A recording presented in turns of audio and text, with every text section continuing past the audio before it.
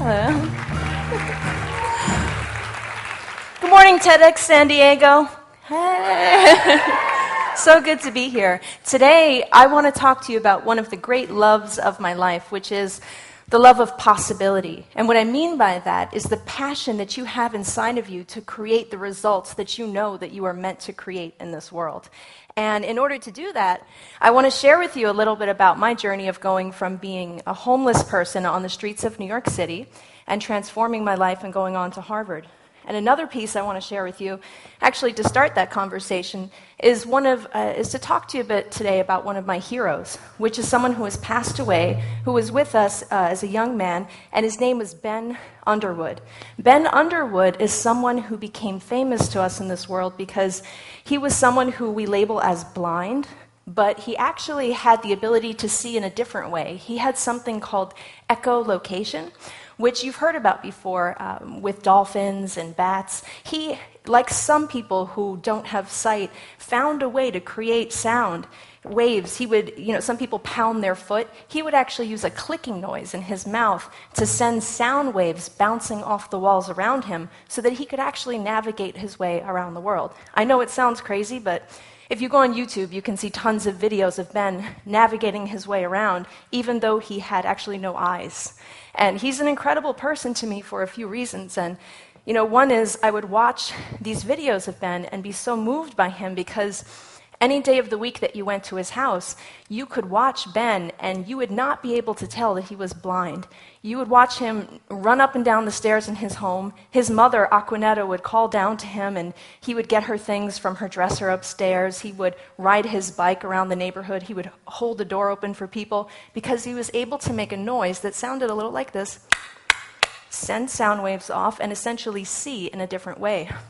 Now, scientists became fascinated by Ben, and they came from everywhere to study him. You would see scientists and academics and reporters would gather around Ben, and they would put him through a series of tests, and you would watch them put, a telephone on a table or a plate or something, and he would click, and he would be able to tell you what was in front of him. So people became fascinated by Ben's story. But that's not what moved me so much about Ben's story. There was something else that was different about Ben that really touched my heart. Now, as much as I understand when people are fascinated at the result that he accomplished in his life, which was, let's be straight, it was incredible. What I was curious about in watching him was, what is the thinking that gets somebody to create that kind of result in their lives? What is it inside of a person that refuses to say, I will label myself as blind and find another way? And the answer to that question is something that moved me to tears when I learned about Ben's story. And what that was a conversation that took place between Ben and his mother the day of his surgery. Now, he was 2 weeks shy of his 3rd birthday, and his mother had put him through intense chemotherapy because he had had cancer in both eyes. And she had a choice to make.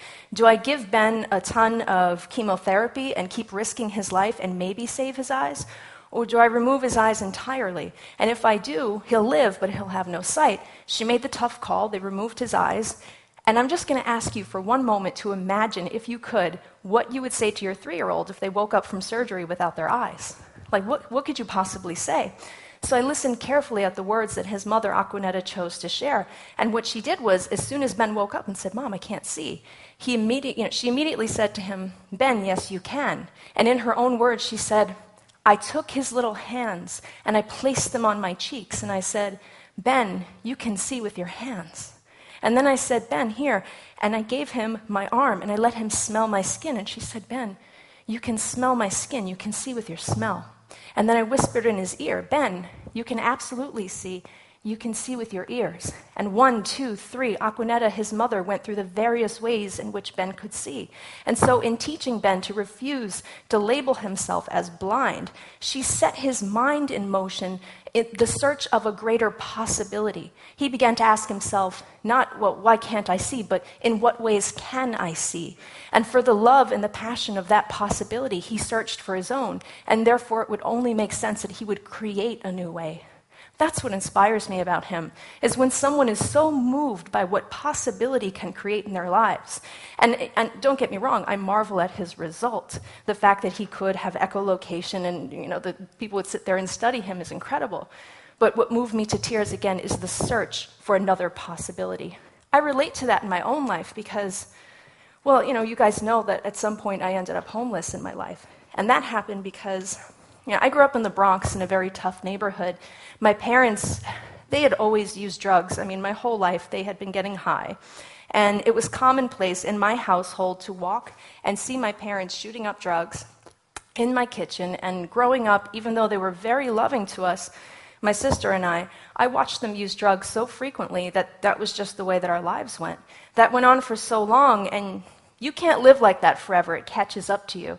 Eventually, both my parents contracted HIV, and by the time that I was the age that most people are when they're planning their prom or applying to college, what happened in my life instead was that my mother was, without access to the medications they have now, she went from having HIV to full-blown AIDS.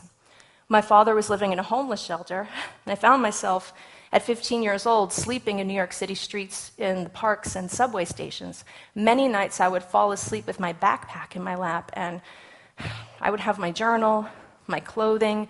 I had a picture of my mother when she was my age, and she was homeless in New York City when her family had fallen apart.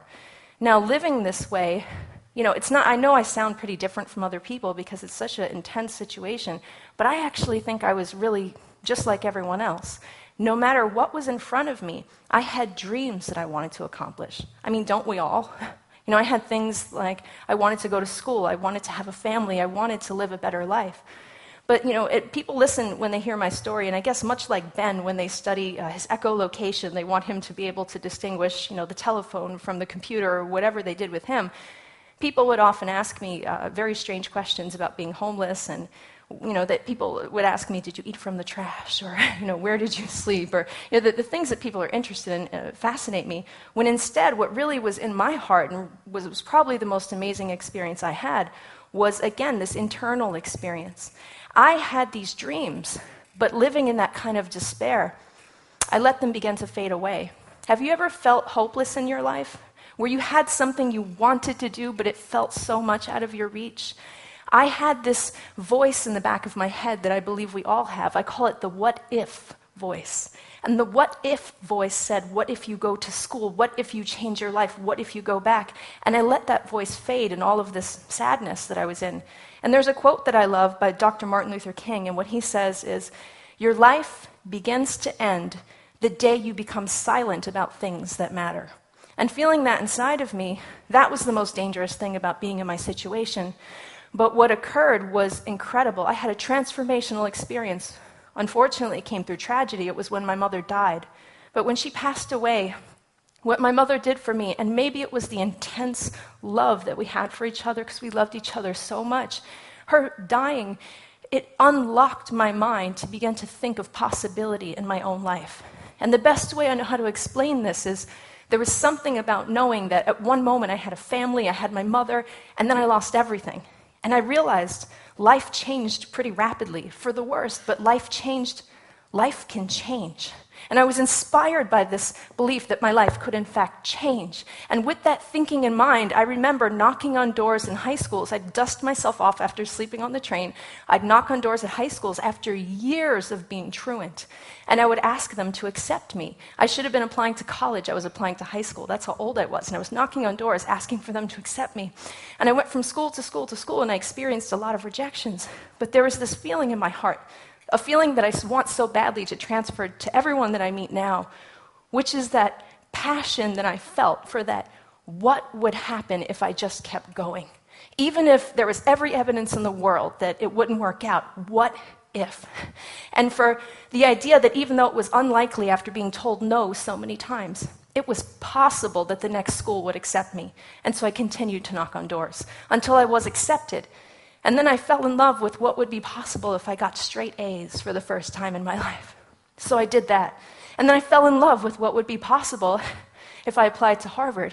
And I fell in love with what would be impossible, well, with applying for a scholarship from the New York Times. And I had no idea how big this would get. I didn't know that I would actually be able to lift myself out of homelessness, go on to Harvard, graduate, and entirely change my life.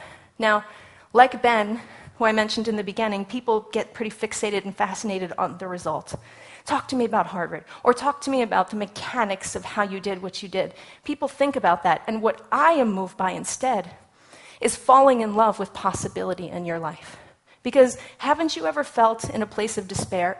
You had a goal, you had something you wanted to accomplish, and you start feeling that fading feeling. In fact, I love when people talk to youth, because you know what they often will say? I always hear people say, it's great you have all the passion you have. Get it done while you're young. Raise your hand if anyone's ever told you youth are uniquely qualified. Yay? Say I. Right? And so I hear this with youth, and I always thought that sounded kind of screwy, because what's the implication? That one day in your life, you will no longer be passionate, you will no longer be capable. And here's what I believe. Absolutely no one knows what's possible until they're already doing it. And each and every moment is always another chance. No matter what your history is, no matter where you've come from, every moment is a new possibility. And if I could leave you with something, I'll tell you that as I moved through these obstacles in my life, I was tempted so much to think that because of my past, I could not change my future. But that feeling of, okay, I'll let it go. What will happen if I apply to school? What will happen if I apply to the scholarship? What will happen if I put one foot in front of the other until my world changes around me? So anytime that you are hunkered down in that feeling of despair, anytime that you may ever doubt yourself or believe for a second that there was a before and after to your potential in this world, I'm standing here today to tell you that your potential is timeless.